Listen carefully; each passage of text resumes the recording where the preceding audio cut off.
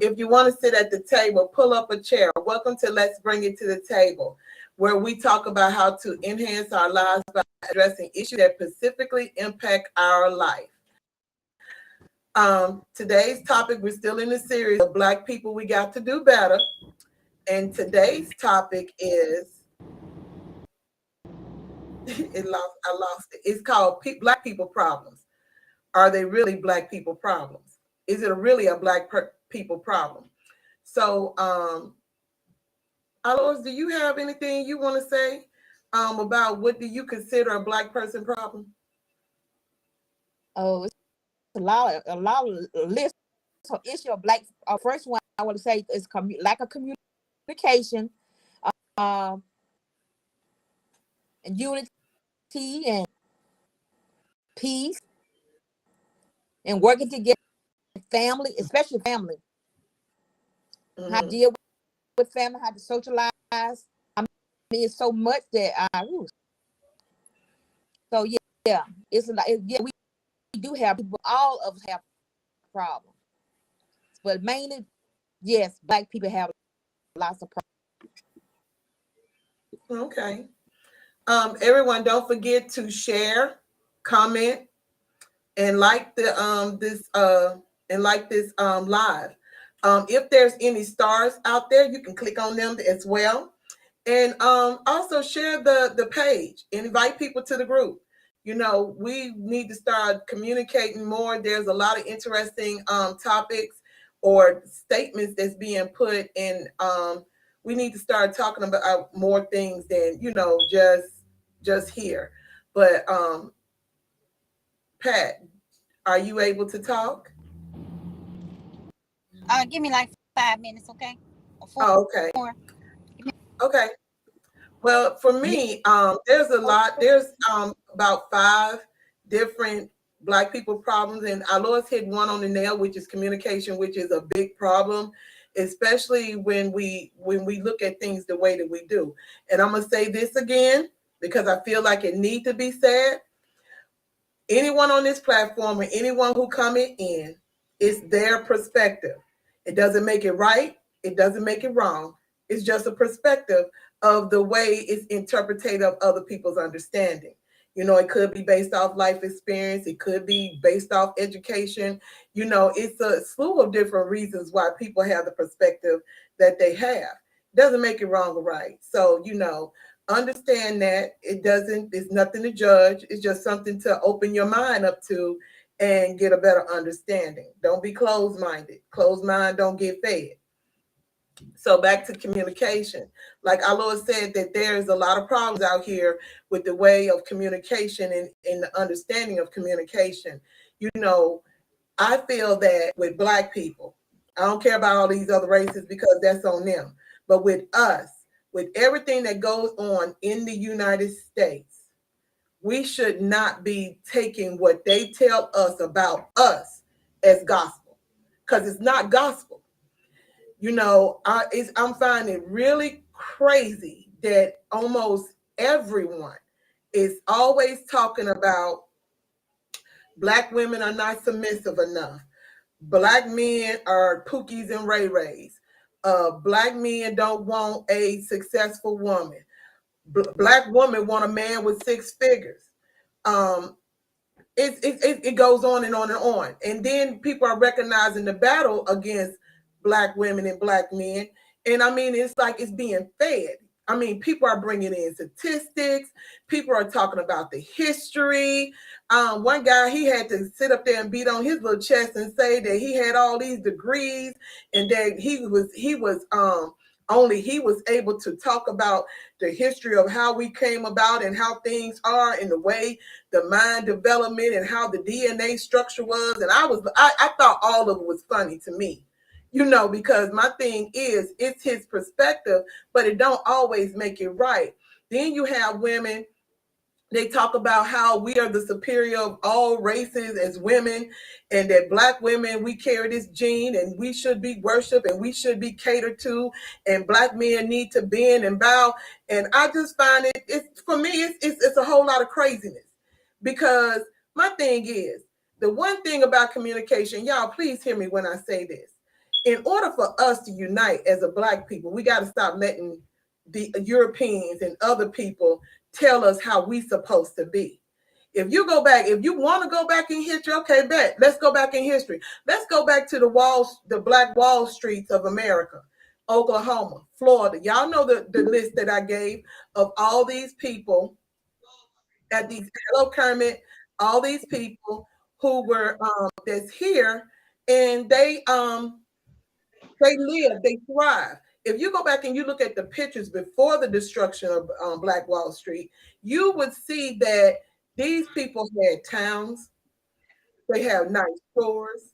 Black people was dressing on the T, and this was back in the 1920s, mid 1930s. These Black people were thriving.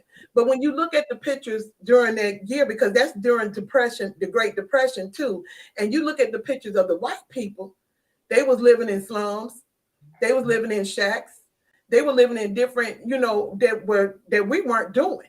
If you lived in a shack or a shelter or something like that, or you were farming, your house might not be as nice as the next house.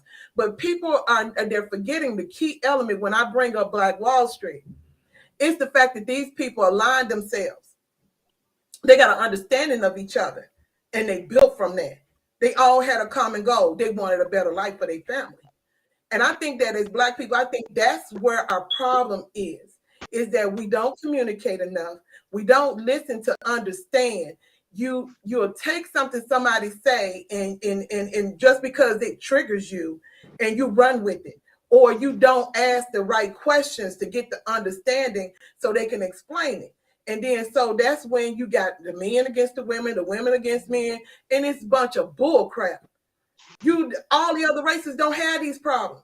It's not even about when they said, well, like today I was on a show and the guy said, well, you right. He said, but the only solution to this is women submit. And I said, well, you do know you have to submit. And he said, no, I don't. I said you was a Christian. Go back to your Bible.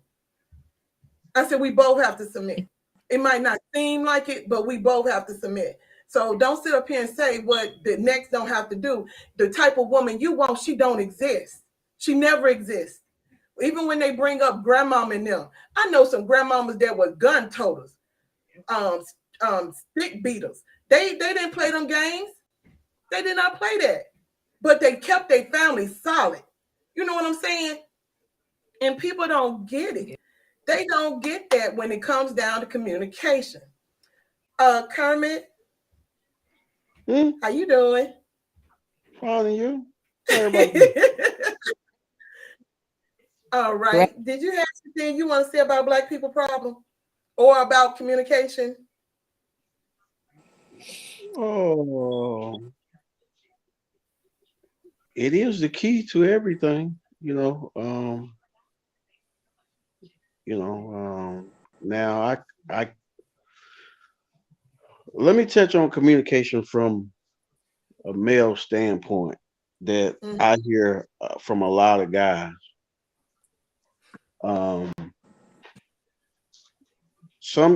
as men, a lot of times we are conditioned to, you know, that if you show emotion or you express yourself, then that's not masculine, or that's not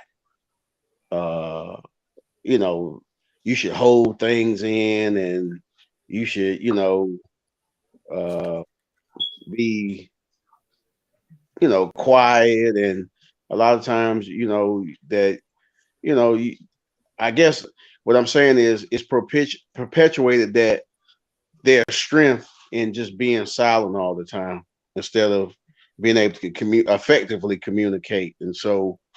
Uh, and so a lot of times, if we see that from our father or our grandfather or whoever's around, then that's kind of like what you call toxic knowledge that you gain or you get from watching somebody not effectively knowing how to communicate, or just pushing forward and doing, and not saying how they feel, until a lot of times it doesn't come out what's really going on with them. They hold it in so much till it doesn't come out until it explodes out, because it's held in so long from a male. uh feeling like I don't know if they feel comfortable communicating, or if they feel like if they communicate, it's going to get shut down or shunned, or it's not going to be received well, especially if it's during like a debate or argument or what have you. So sometimes I hear men express the fact that they're not heard. Like when they do say something, it's shut down, or like you said, somebody not really hearing you to hear you. They hearing you so they can react off of what you said and come right back at you and basically use that at you. So I'm hearing a lot of guys say, they don't express themselves because they feel like it ain't gonna do no good, uh, or it's gonna be turned around to make them look like the bad guy. If they do express themselves, it's turned around, it's not received. Uh, it's not received well, especially if it's being conveyed to the opposite sex, you know.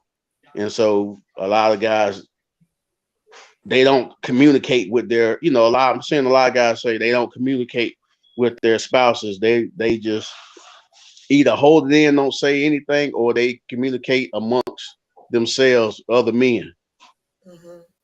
And how do you get to a solution if you're not able to talk to the one you lay with every night? I mean, that's the reason why people are walking away, is because of the lack of communication and not talking. It is. It definitely is. But see, one thing that I would say with communication and in relationships is there has to be mutual respect amongst you and your spouse and it's got to be, even if it's, you realize, like you say, there's no search, there's no perfect relationship. Every relationship is going to have some challenges, or they, everything's not going to be, every day's not going to be sunny, everything's not going to be good. But if you have common respect amongst the two of you, then the other person should respect what you're saying enough to let you get out and listen to what you say, even if they don't agree with it, to still let you get it out, and then to let you know that they hear what you're saying. And and then even if you maybe you don't agree on something, but sometimes you can agree to disagree. Everything, you're not going to agree on everything. Everything is not going to be just one way. You're two different people coming together to form one, but you're still two different people. So but you have to have that common ground of respect for one another, and the other ones, what they're saying, and you know that is, and feelings and all those different things. But communication is key, and then people have to realize that the biggest form of communication is not you talking, it's being able to effectively listen. Because a lot of times when you listen to what the other person is saying, and if you really listen to what they're saying, then a lot of times it leads to where the conversation is going, or you listen to fully understand what that person is trying to convey to you. Because sometimes people have different ways of communication. Just like I hear always stuff about different people have different love language, the different love languages. Sometimes people have different ways of communicating. Some people communicate effectively, through speech. Some people don't. Some people communicate better through touch and nonverbal communication. You have to pay attention to all that stuff. If you really know your spouse or the person that you with, you have to pay attention to everything. Even the little things that a lot of people do have different things that they do, or different actions they do, or certain things. Sometimes something like a woman changing her hair or cutting her hair or doing different things. Those sometimes there's meaning there. I've seen a lot of women who come out of stressful relationships or whatever, and they cut their hair, and they say they're letting that negative energy go. I So do there's that. different types of expressions and different ways of communicating. You just have to be able to pay attention. Number one, number two, whatever's being conveyed to you, you have to internalize it, and then be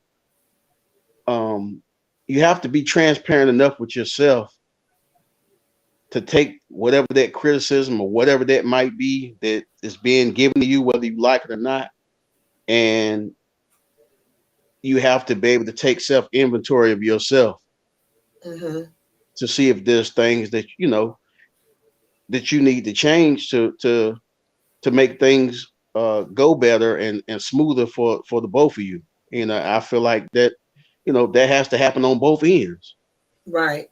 especially for a relationship is not see, a lot of times a lot of people come into a relationship think it's going to be one-sided, or it's going to be my way, or it ain't going to be, if he not this, then I ain't doing this, or if she not this, then I'm alpha, so what I say and all that stuff, that somebody can tolerate you, that don't mean this. If somebody tolerates you and they don't say nothing and the relationship's still going on, that don't mean it's effective. They don't mean it's a good relationship because nobody don't say nothing. Because one person is basically don't feel comfortable communicate because of your reaction to what they communicate. So then they just shut down and don't say nothing. That's true. So I mean, my thing is, yeah, you have to pay attention. You have to pay attention to who you're with, and like I said, respect goes a long way when you're dealing with somebody else, and their feelings and how they feel about things and their views and all that thing. So uh, it's you have to really be transparent and be able to be willing to be transparent and naked and honest with yourself about your Yes. shortcomings and things that you need to work on without that ego. You have to take that ego all the way out of it. You know, Right. you have to be able to be willing to take it out. And, if you're willing to take that out sometimes and you get out of your way and you're able to put yourself in that other person's shoes and where they're coming from, I think you can kind of understand where they're coming from. And a lot of times you'll find that, if that person is truly, if they truly care about you, then that means they're coming from a place of concern or a place of love. They're not just purposely trying to break you down. Right. Sometimes you got to be willing to break yourself down in order to build yourself back up. That's true. Yep. So, yeah, that's uh, that's what I feel about, relationships and communication and things like that. What do you have to say, Pat?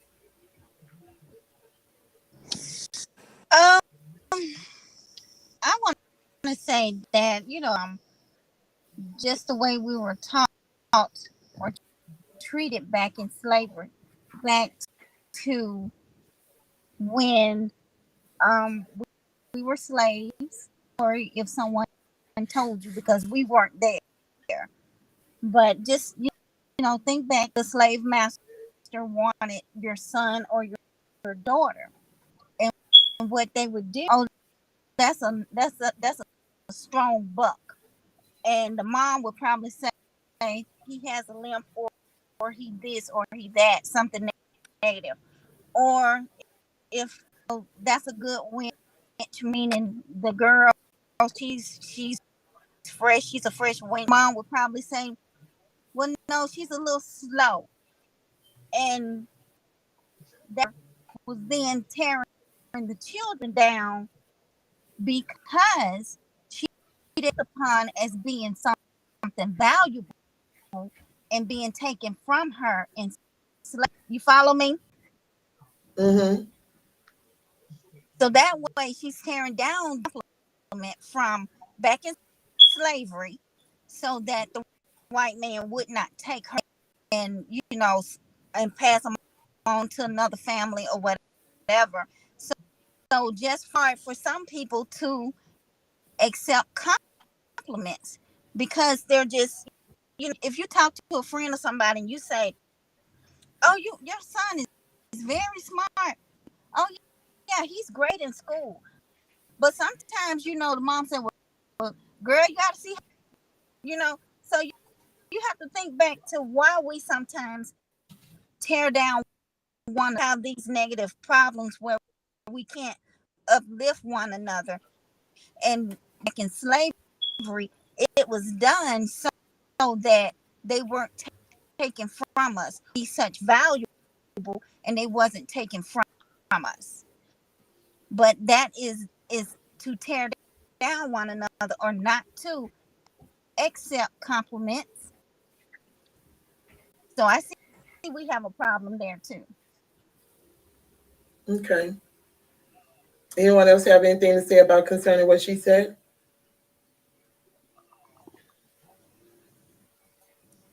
No. Okay. Okay. There are some other problems that we have also, and one of them I think is the increase of baby mamas. Yeah. You know, men are blaming women, women are blaming men, but when it comes down to it, when it comes to a child, I think that all of the common denominator is to raise the child. I'm not understanding if somebody can explain that to me. Why is there such a increase of this? Now, I can't say this much. There are several narratives that have been that I read about. One was that there's a lot of men who get women pregnant to tie them down, Mm-hmm. to try to keep them to themselves. Then there's one that the woman tricked the man. Now that one I know for a fact that it's a common, because I've heard women say, "Yeah, I tricked him into getting me pregnant. I lied." And then and those two are basically, what I hear. And then, you have young men, they forget to protect themselves and they end up being daddies when they don't want to, and they didn't come to a common ground and he's being forced into something, which I find very sad. I'm not here or there with that. I just find it sad that you're gonna make someone be something that they don't want to be, and then you mad when he run away and he hides from the responsibility of being a father. You can't make someone be something they don't want to be. Just like women who have babies who don't want to be a mother, and then the child end up being neglected and abused. Can't make somebody be something they can't. Because the child is the one who suffer. Someone just said, because it is the new norm, baby mamas. I don't know what S passed down. Oh, I don't. Oh, okay, Betsy, but I don't know what S passed down means. As passed down. Do anybody understand what that means? Because it is the new norm, baby mamas, something passed down. I guess you're talking about the generation that come from the generation that after or before, like a gender curse. It's passed down from until the seed So is. so he's saying And it's a cycle. It's a cycle. yeah, at the same time, somebody got to break it. You got to stop doing things around. If you don't change the situation around, it's gonna keep going on and on. It's got to your mind just got to be restored. So you just got to do what you got to do to protect your children or the children that yet to come. Cause curses is real bad. It continue to go on and on until the still have not been broken. We got babies having babies. Got their mother, single dad. It's hard. It's a black generation. We need to learn how to come together in unity and be each other. And see, that's the thing that we don't have. We don't communicate. We don't have unity. We always stab each other in the back. And it's sad. It's really sad. You can be a fake day. So we need some come to a common ground, deal with the situation, especially our young kids. I mean, I see some kids now just full. They don't care what they say, how they say it to you. I mean, I have seen that. Don't open the door for older people. I have seen that out in public myself, and it hurt.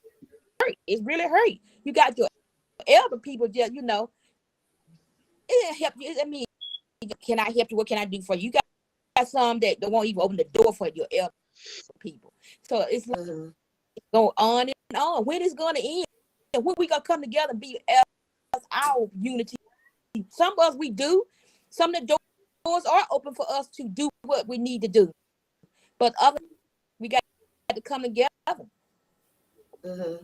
until we come together with that community, respect for each other. Sometimes we don't even have respect for each other.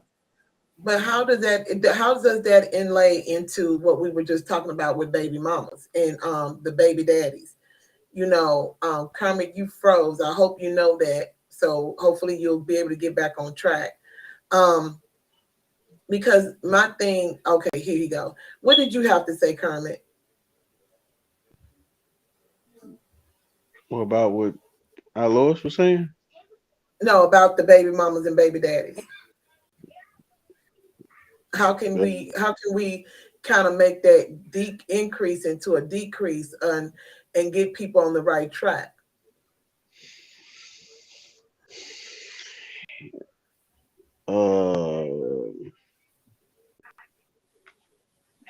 That's a deep rabbit hole we gotta come up out of, because you gotta realize what's been programmed.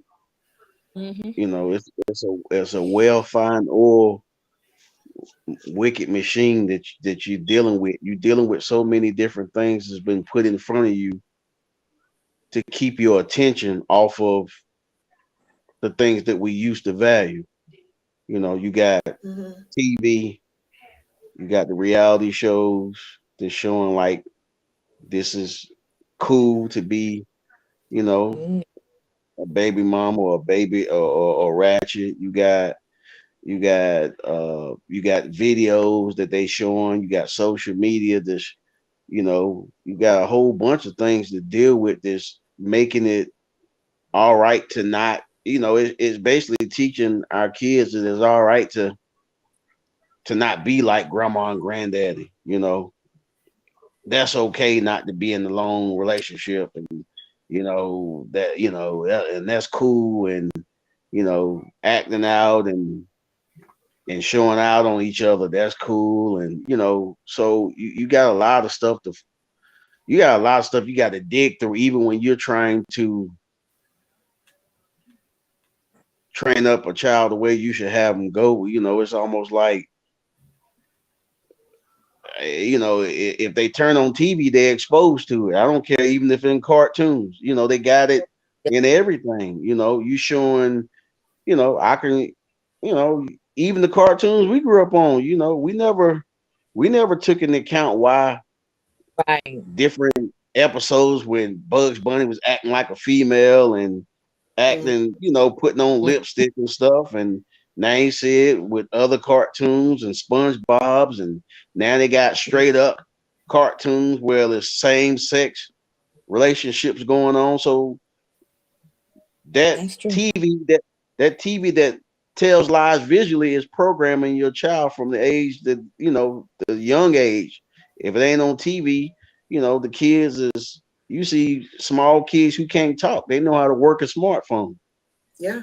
They know how to go right to what they want. So they being programmed early, and that's this type of stuff that's distracting them and is taken away from the things that used to be valued to not now. So I mean, you need more, we need more of this, but we need more of this with the youth. Yeah. Platforms where they could come and talk to elders, to talk to them and give them, some, instead of them going out in the streets and hearing it from random whoever who could be whatever. They need somebody who's gonna give them guidance. Well, that's why I say you got some great young kids out here with great minds, but they don't have any guidance Right. to guide them on what's right and what's not, and how you should treat each other and how you should act around, a young lady or a male, and you know, and how you should treat your elder, and teaching things that I guess we just felt like everybody grew up with, like manners. Those things they're not being taught that, because you got, like you said, you got babies having kids now, and then mama is young, she won't raise like that, so mama having a child who's now she's mama, and grandmama is still ain't even 50 years old. So you got a child who's growing up, she's calling grandmama mama, and her mom by her first name. Right. So like our Lewis was saying, that's a cycle. Yeah. That has to be broken. So somebody's got to, to change the generation. We have to change the things that we have to change the things that our kids are seeing or influenced by. Right. First thing they have to know, we have to have some form of outlet where we're teaching them about self. Not about who we are now, but about who we always have been and who we used to be. Right. We didn't start as slaves. Yes, That's true. We started as royalty, and you have to, you got to have things where you can teach kids like that, so they can feel proud about who they were, and not when you in an institutionalized system when all they've been taught is they were slaves, then they're gonna feel less than off gate. So if you're being taught from the beginning that you was a slave and you've come this far, then okay, you could feel like, well, yeah, we come a long way. But if you go back past that and go back to the beginning of what you were, you realize, no, you ain't come that far. And if you're not careful, you got folks who trying to take you back to where your ancestors were. They trying to put you back in chains. Say that. You better say it. You got to have it. All got to start with not a great sense of self, and a great sense of not his story, but a great sense of our story, of who we were. And because when because a well-educated youth or a well-educated person does not make a great slave. Right. That's true. So it starts in the home. I mean, you send your kids off to school and whatever, but as a parent or as a village, you are your child's first teacher. Yeah. And so you have to start there, because if you don't start there, they just, like any other indoctrination, they just believe what they're being told, and they just accept that as truth and fact, and they don't question. Like a million of Black people do today. Exactly. So you have to start that as early as possible. I mean, kids are very smart. It's no more of, I remember used to hearing, well, it's too early for them to teach this, and it's too early for that. Kids are very smart. Very smart. A lot of times the older they get, the shorter their attention spans get. So it's probably better to teach them as young as possible, because I'm seeing little girls 2 and 3 and 4 years old doing algebra equations every day on the internet with their parents, and they going through it. I'm seeing little girls reading whole books at 2 years old. So you can't say something that's too young. And I hate to say this, but in a lot of ways, you feel like when you send your child to school, some ways it dumbs them down. It do. Because it's got them on a pace. Yeah. It's you can have a kid who's at home is very high paced, but then when they go to school, they're being slowed down. And then they get in trouble, and then they're called problems. So then they got some kind of form of ADHD, so now they're giving them Ritalin, and there's nothing wrong with the kid. Nothing wrong with the kid. You just don't know how to teach them. That's right. It ain't wrong. It ain't with the kid. It's with the teacher.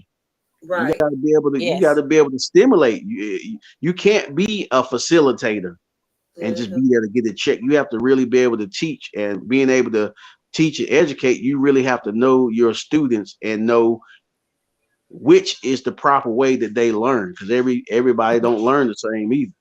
Right. Some people are audio, some people are visual, some people are hands-on. You gotta know your personnel, if you really care. And you got some great teachers out there. Growing up where we came from in Carolina, we had some great educators who they went above and beyond, to show us things. I mean, it could have been stuff that they never got credit for, but I don't care who you are. Everybody has one impactful teacher that you never forget, when that light came on, or they went above and beyond to make sure you got something, and that you were all right. And sometimes, you got when they would go to the lengths of making sure you were straight outside of school. Right. Facebook users, let me make sure y'all understand something. Somehow with this Restream app that I'm on, it does not, for some odd reason, when I changed the plan, because I increased my plan, it took y'all names away. So all I see is Facebook users. So moving forward, if you don't mind, so I can acknowledge you, to put your name with your comment, because I don't want to think that you're something different than who it is, and give credit to where credit's due. And while I'm talking about that, I'm thinking this is Toyana, because it sounds like her. This comment said, we have to set the standards for what's acceptable in our household and break these generational curses. It starts within the home and with accountability. As head of the households, we have to show ourselves differently from what our kids see within society. Even if a home is broken, explain to them that this is not acceptable, and to make better decisions when their time comes for relationships. And then someone else said lack of self-control and understanding. And then somebody cheering you on, Kermit, they said, tell it, Kermit. And then someone else, Toyana, I think that's what she said. Yes, it's Toy. And then Jay Logan. So both of them were coming in at the same time.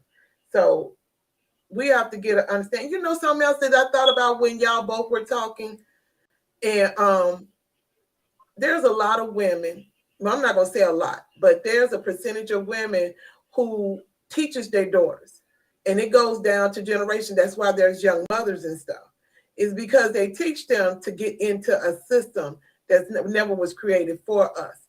And now the way the system is corrupt, they get in this system using welfare and everything else that it has to give, Section 8, so that they can get that money on top of money. And they use this in a way, and they don't really care about having the baby daddy in the lives of these kids, but they do know that they can use this as a way, and they don't care about having multiple baby daddies. I know people who they might have 3 kids, got 3 different baby daddies, or they got 4 different baby daddies, and the cycle continues. It's just sickening that this is something that perpetuates with us. I agree. So, I really believe that, like it was said, it starts with us, and we have to change, but we have to get more people to come on to understand that this is not the norm for us, because this is not how we did. We used to live by the agreement of it takes a village to raise a child. Now there's people who would rather fight the village and for you not to touch their child. And when I mean touch them, I mean verbally say, don't do that. And then the kids, like they were saying, the kids act like they grown, they can talk back, and say disrespectful things. It's just sad that this is what the norm is. and that you got kids out here who needs to be saved, and then when somebody's child is kidnapped, then you want everybody to get involved. But how can people get involved when you don't even want them involved to keep them from getting kidnapped? Somebody could have talked to that child and said, hey, you don't need to be out here like that by yourself. You need to go and go home. It was the times when, you had men or women who were able to say, get in the car and let me take you home. And because they was in the neighborhood and the parents knew. And they said, well, your child was over here on 3 blocks away when we know he's supposed to been over here. Where is that connection where, we protect what's ours, not just what's in your household, but protect what's ours. I know young men and young women who was affected by other households because they got to see something that they weren't used to seeing in theirs, and that because of that, they wanted it. They wanted better. They wanted to do better, and they thrive. So they keep coming around and they're learning more. And so then when it's time for them to go to school, if their parents and their family over there, nobody ever went down to the great-great-grandparents, nobody ever went to college, then this child saying, I want to go to college. They saying, no, you don't need to go to no college. That's a waste of time or whatever. But he goes because he wants something more. I'm not saying college is for everybody, but something. You got to do something in order to get some kind of form of trade. And if we're not a village for these kids, then where are we leading them? Where are they going to be? They're going to be in the same rest that they're in right now because we're not doing. Yeah, that's when they start hating the wrong people, get in the wrong crowd when they figure their parents, they just get in the wrong crowd. Yeah, that's true. And so, there's another problem that I peeped, and they call it urban terrorism. Just about everybody knows about it. Don't nobody want to talk about it, but when it's this black on black crime, it needs to be talked about. When are we going to stop it? When are we going to take this out of what they want to be norm for us? Because this is our norm. It's okay to call a black man an N as long as it's a black man, but if a white person does it, it still don't make it right. You see what I'm saying? And it don't make it right because we do it. When are we going to make this something that we got to stop? I understand that homicides are high. I understand that, everybody got to eat. Somebody justified that to me, where, they got to eat. They trying to feed their family, or they trying to feed themselves, but doesn't make it right. How about asking? If you teach a man, he'll fish for life. But if you give it to him, where he going to go? Something got to work out. Something got to change. Are we going to continue to allow this to be the norm? Y'all want to say anything about that?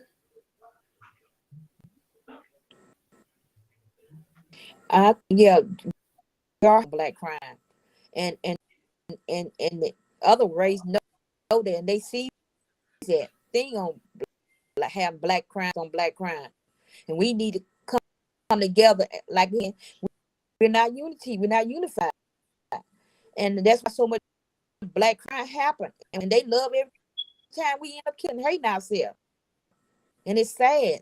It really is. I also read an article where it said actually lies with a menace of 2 to 3% minorities within the black population. And the reason why I'm calling it like urban terrorists or terrorism is because of the fact that the one element that black people are not doing anymore is protecting the community, protecting each other. We're not doing it anymore. You find more people holding up their phones to let them videotape a man beating up a man, or a man beating up a woman, or on stuff that shouldn't even be put out there. And people got to learn. We got to learn how to protect. It's not being done. It's just not.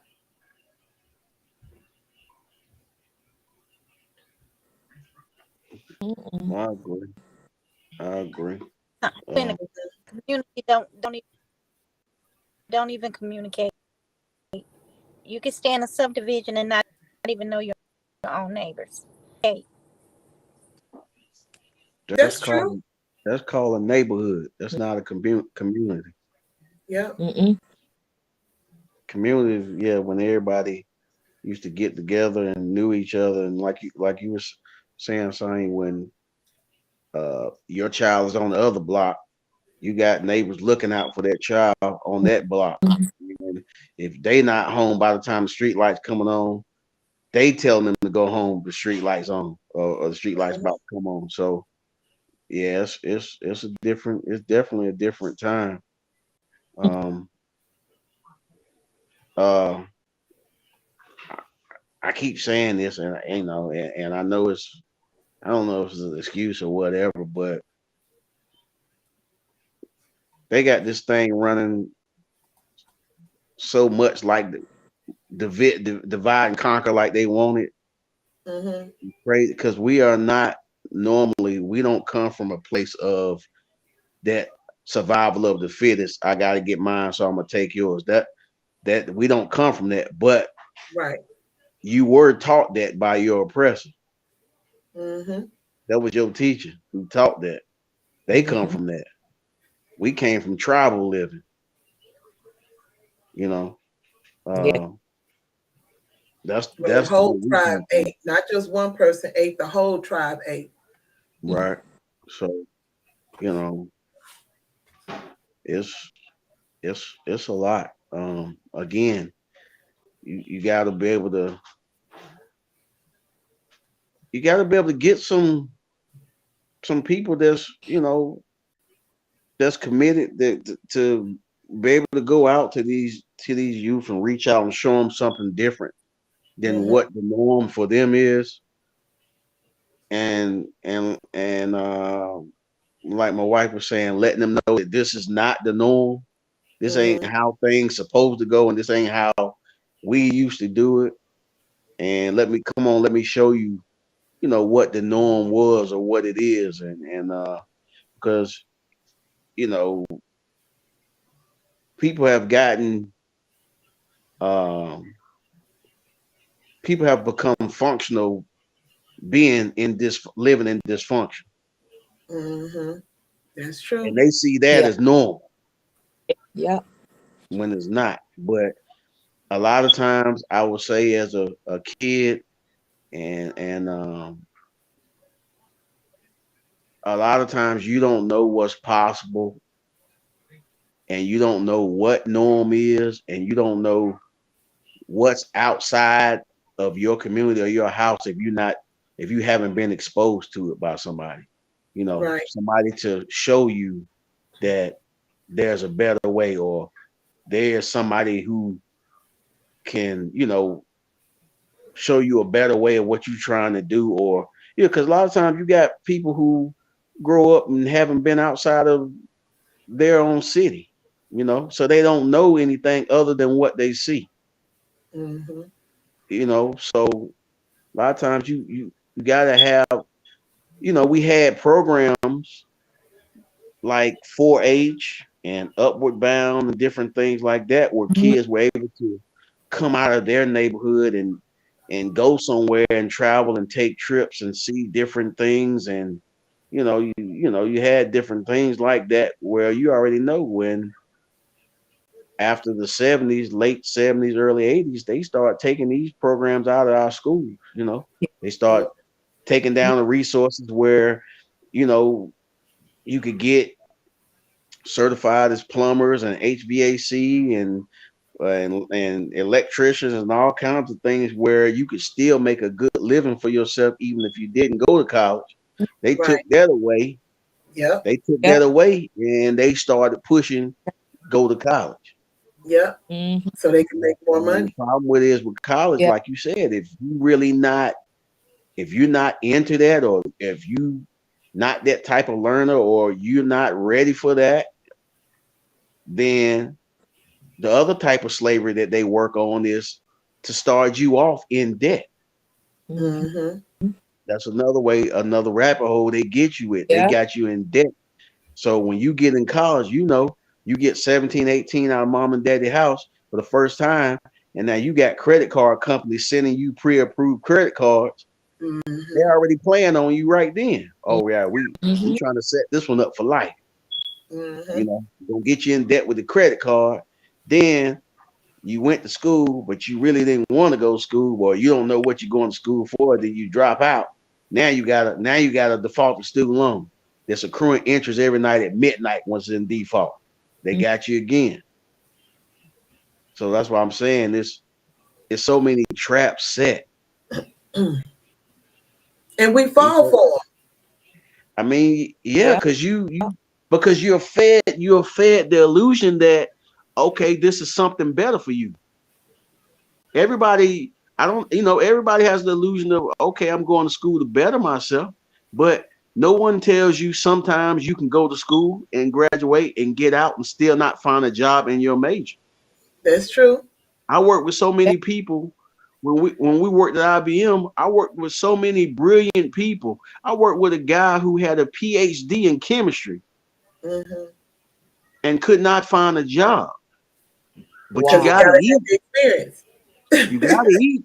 But he couldn't get a job. Like I'm talking about brilliant. A Mm-hmm. lot of brilliant people we work with from all walks of life, but you know, things happen. You can't find a job, but you gotta. I mean, you can't get a job in your field, but you gotta work somewhere. You still trying to survive. You Right. know, so it's like either that or even military. You Mm-hmm. know, you go to military because you're still trying to. Let's say you're trying to go to school, but you don't have the money for school. So they say, well, hey, come on to the military. We'll send you to school, put you on the GI Bill. That's they they got this stuff for you. I talked to so many people whose loans were went in default, Mm-hmm. and they recruited into military because they were told the GI Bill would pay for it. You go to school and you won't owe nothing, and then they went to school, don't hear nothing about it, and then get a bill for like $30,000, $40,000 2 years later. You in default. GI Bill didn't pay for it. Mm-hmm. So people are being misled. That's what I'm saying. Like people have great intentions. The person who's trying to better themselves has every intention to better themselves, but you got still traps still set up to try to in debt somebody. You know? The art of persuasion, Carmen. You look at it from this. Just like you said, someone told them. They didn't try to go and say, okay, well, give me the information so I can read it, so I can understand it and do, follow what needs to be done. They heard what they said and they followed whatever they said and went there. That's just like when you go to college and they give you this book and say, these are the curriculum courses that you're supposed to take. And you, instead of you doing 4 years, you're doing 5 and 6 because the classes that the advisor told you to take weren't even the classes that you needed to take versus what was said in that book. And you didn't fight for it. You just did what you were told because you felt like they knew more than me. Yeah, because Yeah. you That's true. you trust that this person is in position that's got your best interest at heart. Yeah. Mm-hmm. And they don't. Yeah, really don't. All they want the money. Or it's I just say it's a well-fine oil machine that it's almost like a maze that you're constantly trying to weave your way through. Right. And Someone on Facebook also said it is a trust thing. We don't trust each other. Of course, it's a trust thing. What does the white man from the ends of time always told you? You can't trust nobody black. And black people has it in their head they don't trust you. Period. When white people uh rob or do things to you, especially like in restaurants, if it's a restaurant or if it's a store and they treat you bad, you don't hear nothing about it. You let that ride. But if a black business owner is late sending your package or something the box comes dented up, then you want to tell everybody and your mama too. This is where we have to draw the line at. If you're going to give them an outlet, then you need to give everybody an outlet. We don't trust each other because we just don't. And it's a sad thing. And that's another thing that comes with communication with the trust. If I can't trust you, why am I going to be with you? I know young women right now in their 30s and stuff, because of how they see things and how men talk, they rather be by themselves. And then the men talk, say it's a bad thing that they want to be. How is it a bad thing when they can't even trust you or you can't trust her? Trust is a two-way street. What is why is it? Is it because sometimes I feel like because action, the words don't align to the action? How is it that we're not taking trust and adding it to the foundation of whatever we're building with each other? So if it's a trust thing, then what are we going to do about it? How are we going to fix it? You can't keep blaming. What's the solution? If someone's trying to trust you and you're not doing the things for them to trust you, they're not going to trust you. So it don't become a trust thing, it becomes a you thing because you're not reliable.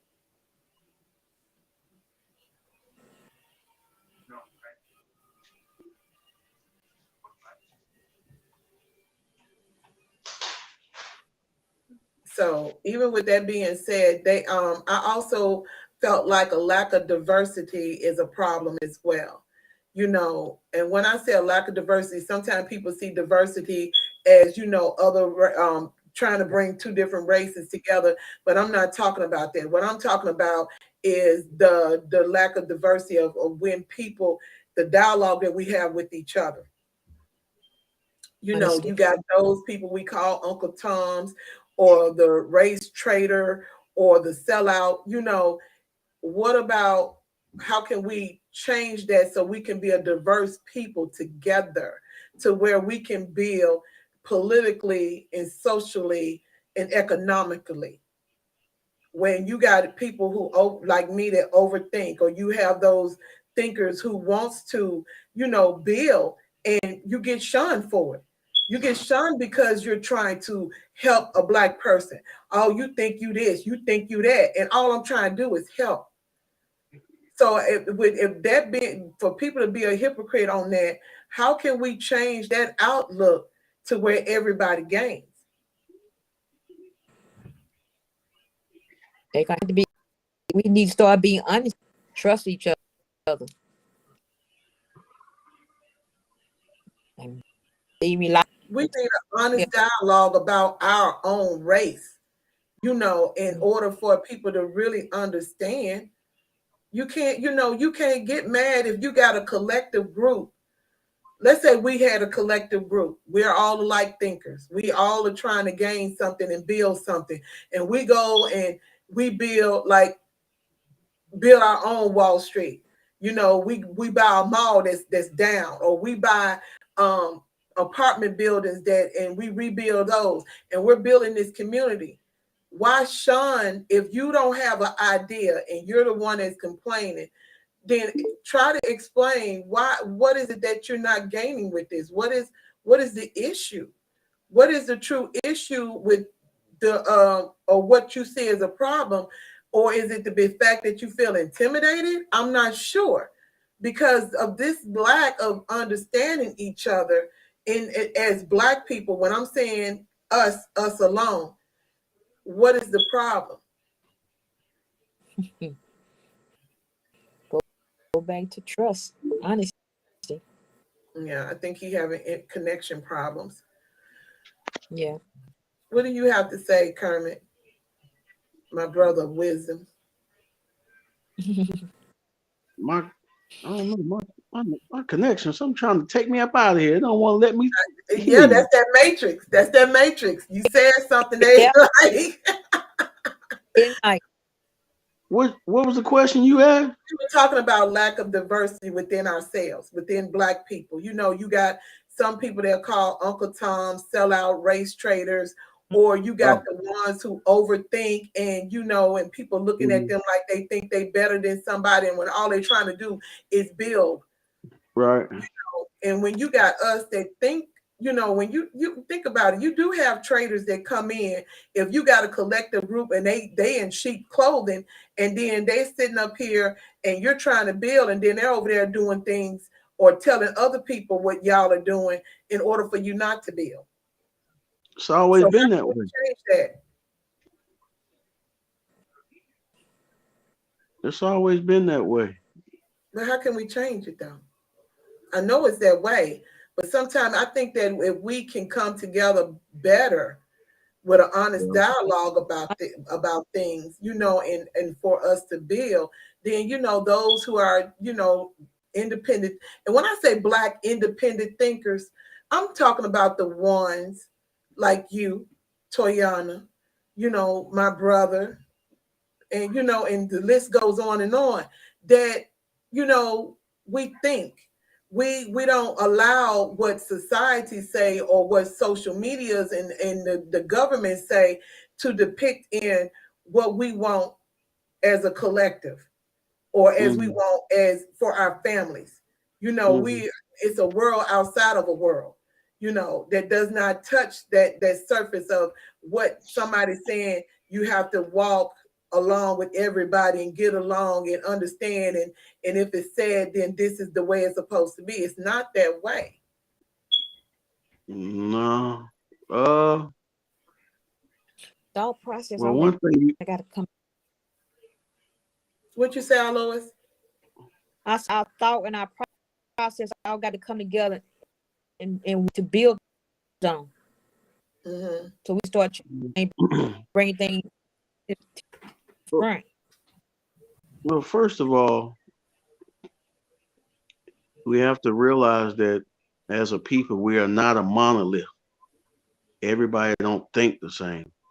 Yeah. Everybody's, and uh, that could be used as a very, I mean, that could be used to an advantage when it comes to a group because you need people that's to think different and got different attributes and different things when you're trying to bring something together. Mm-hmm. If everybody thought alike, then there's no diversity.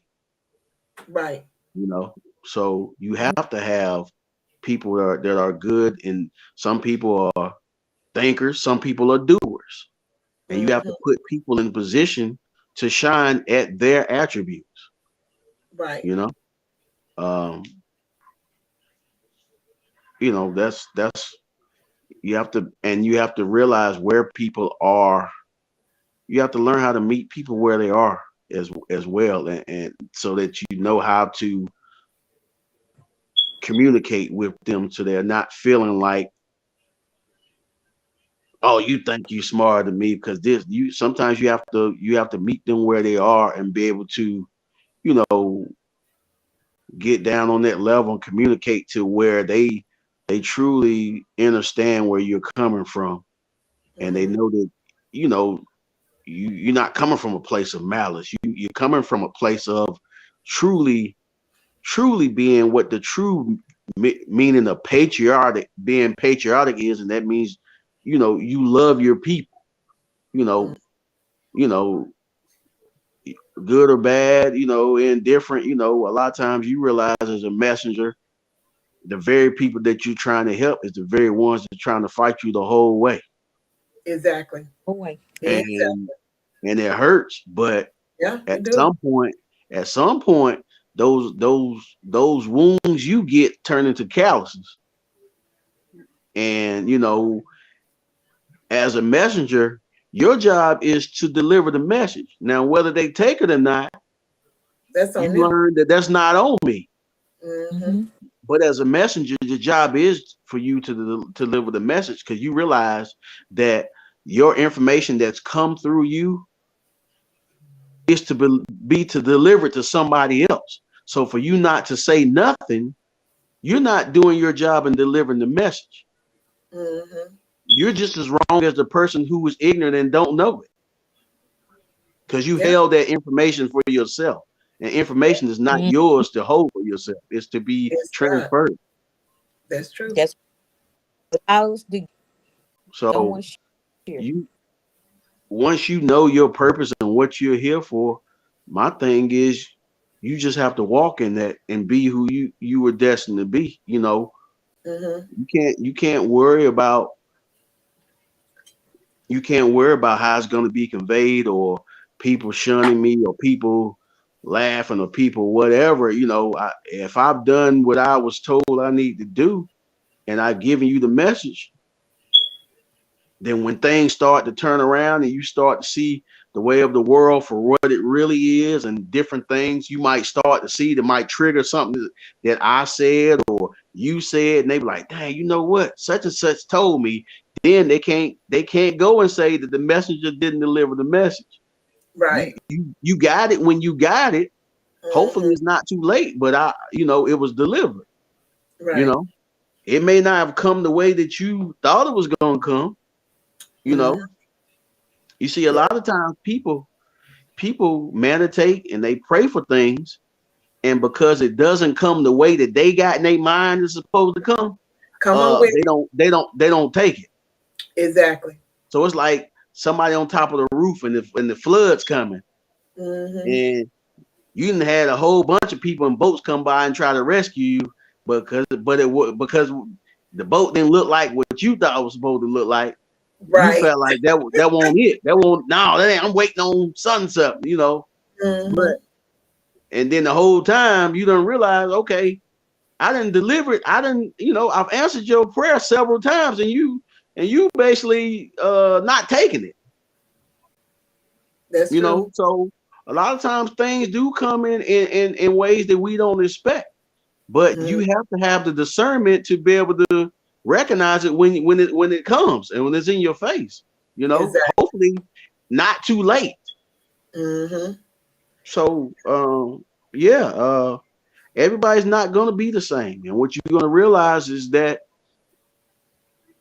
sometimes the God brings people around, and they bring people you to reinforce what you have to do. Yeah. To let you know that you are not alone, and and you don't have to walk this path alone. They come around to strengthen you when you feel like, okay, I'm on this thing by myself, fighting a lost cause where I don't know if I'm making a change or not. And a lot of times, true family. I don't mean kinfolk. True family, right, won't be of blood. It will be of spirit. I say that all the time. Say it one more time, because I know some people gonna be watching this and they don't believe me when I say this. So say it again, Kermit. No, I said your true family. They won't be of your blood. They will be of like spirit. They will. You will have people that will come into your life and not be kin to you, that will treat you and have more respect and have your back way more than somebody that you grew up all your life with. Exactly. And you'll have more in common. And there's reasons for that. Oh yeah, there's always reasons. There's always reasons for that. That's what I say. So, and there's no such thing as coincidence. Everything's happen for a reason. That's right. Things happen for a reason. And a lot of times things that you are thinking and may not be saying out loud, but you're thinking it, and it's sometimes it's confirmed by someone else coming around and and confirming it for you that, okay, I'm on the right path. Right. Exactly. I'm on the right path right here. I got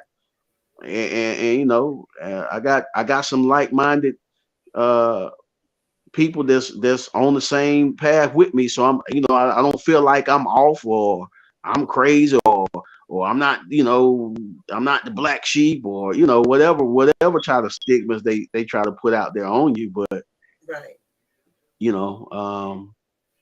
it's I don't know, it's crazy. I mean, you can have eyes but still can't see. That's true. You can have ears but still not be able to discern and hear. So it's just one of those things where when you get somebody that's like-minded and that you can talk to and truly build with, you grow to appreciate those people that come into your life. True that. One of the Facebook users, again, like I said, I can't see your name. They say groups of trusting people to get together and spread and build a community equals a solution. I truly believe that that is a solution. Toyana stated, and it's long, so I'm gonna post it in just a second. Diversity is definitely needed from your standpoint. We can't come together on projects because some find it far easier to tear down than to help build up. Some even feel less than if they don't have ideas to share, or if they feel that their ideas aren't considered, an ill feeling develops. A possible fix is to establish these progressive groups for projects. Start small, explain the task, assign everyone a part. This creates visibility and makes everyone a part of the project and even the playing field. I totally agree. I totally agree with that, of what you just said. And there's nothing to expound on that. I totally agree with that. I totally do. And now we do have one more. I always say the best for last. Um, that I find to be a problem is the victim mentality. That's a big Yes. problem. The victim mentality. Nothing holds someone back more than seeing himself or herself as a victim, because a victim is not responsible for his situation. Everything is someone else's fault. I think that's what the society as a whole is today. That it's always somebody else's fault, and the victim sees little chances of improving his life. He gets ahead. How can he get ahead if someone is holding him back? So they blame somebody else. Um, this makes the victim unhappy, frustrated, and angry. This is how many black people, this is, I think, is why black people see themselves this way, and I see it more in our communities than I see it in other people's communities.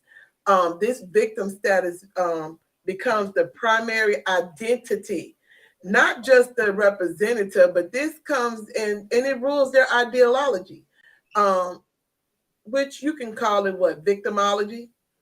Unfortunately, guess what, many black churches preaches this. Many black parents pass it on to their kids. Any inner city schools teaches this to their students. The media, even in black media, they reinforce this. And on top of all of those grievance, and then you want to do a group fundraiser on it. Victim mentality. People need to learn how to take responsibility for your actions. And that's not the norm. It's always pointing the finger at someone else and saying, this is the cause, instead of you doing what you need to do to not be that. You know, some people might say I'm wrong for saying the black churches, but sit back and think. Sit back and think. I want you to literally sit back and think. When you think about these black churches and what they're preaching and what they're saying, think about it. And you will see what I'm talking about. Just think about it. It's never your fault. It's never. And you holding yourself back. And you want to know why? For a victim mentality, it's only derived from the fear you have of going forward anyway. The way that you're looking at life, and because of the echoes that you hear in your head and what been passed. Oh, don't do that, you can't do that. Oh, you too young, you don't need to be moving over to another state, you don't need to be doing that. Why every time I turn around you want to go over there or go over here, and you can't just stay here? Just stay at home, just sit at home. You in them streets too much. Why are we doing this? Why? I understand protecting, but why are we conversing in this way to instill fear and that the woe is me?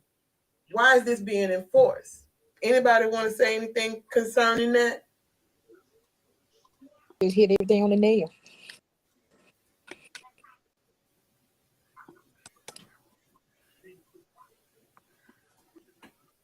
What about you, Kerm? I see you looking up.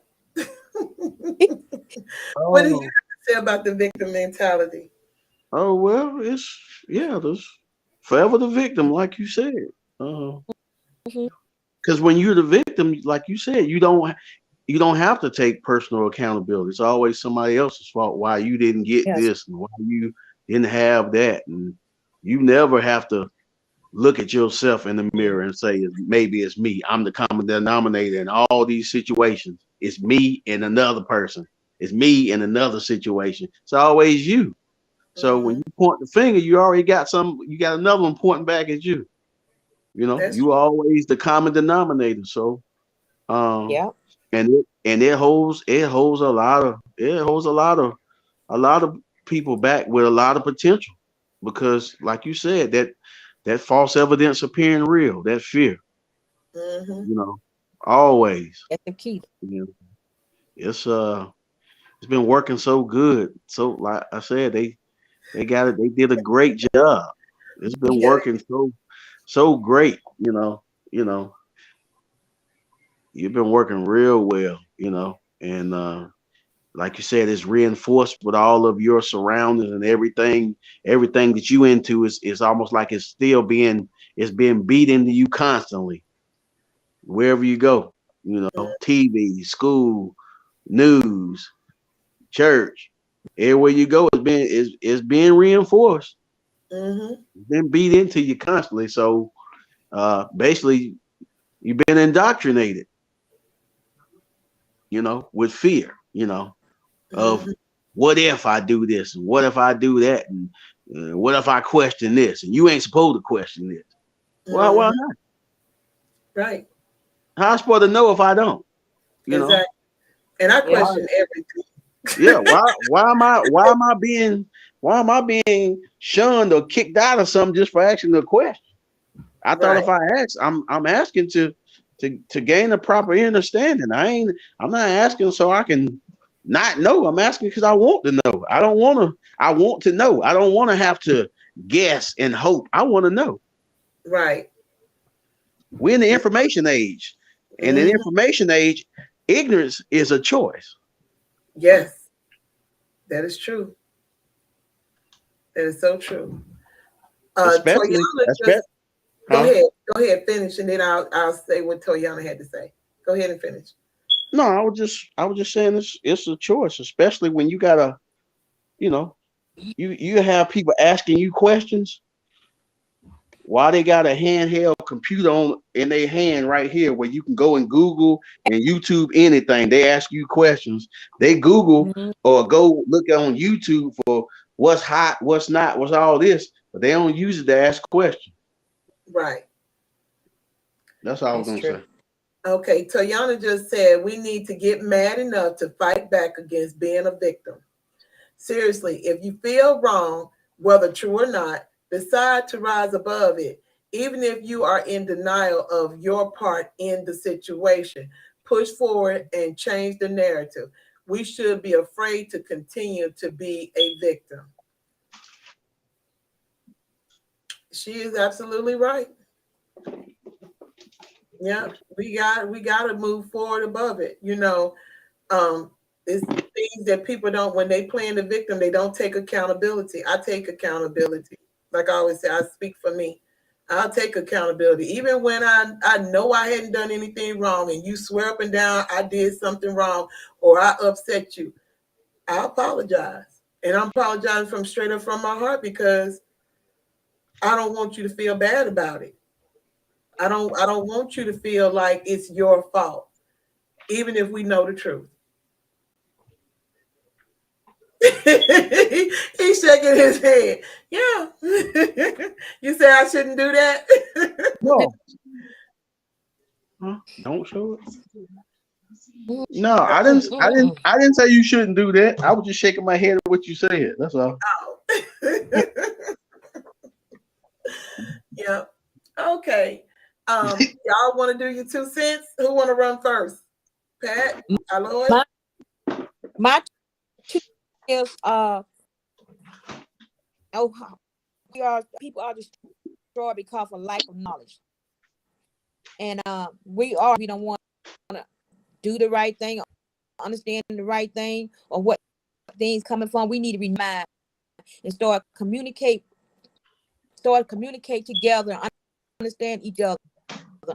Please, especially when you have a relationship with other people, meet them first. Go through to see who they are and what they are and what they are about. And continue. We need to be a better person and to do the right thing and put God first. Okay. Pat, are you there? I think her internet still messing up. Kermit, what you have to say for your 2 cents? Uh, I love my people. Ain't a thing you can do about it. I love that. That's I, that's a great thing. I like that. Yeah. You know, we got problems, y'all. And sometimes the it seems like the simplest answer, people are afraid to use it. It's nothing to be afraid to do.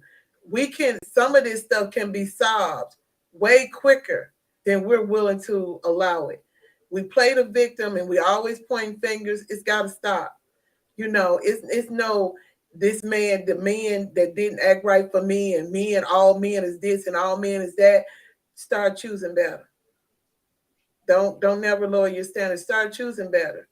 You know, women, same thing. This is just how we have to do. We got to do better as the way that we allow our children to move in this world. We can't let society tell us.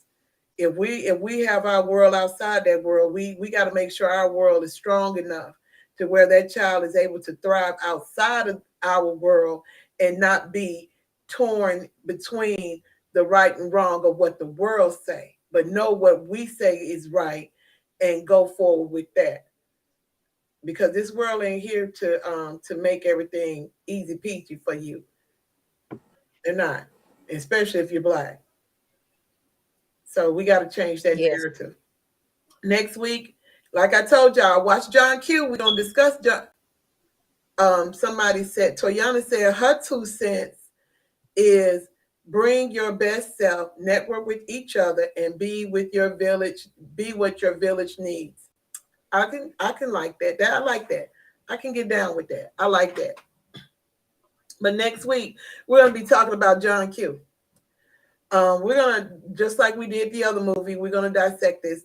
We didn't get to do the Handmaiden because people felt a certain type of way, but one day we're gonna do Handmaiden. I really feel like it has a depiction of what's going on, and sometimes we got to be prepared for certain things. I think taking some of these movies that's out here, um, if you really look at it for what it is, all it's doing is depicting on what's going on right now. And whether you want to understand or you don't, I feel like something has to be said. So, like I said, watch John Q. The title is Living Just Enough to Get Out of the System.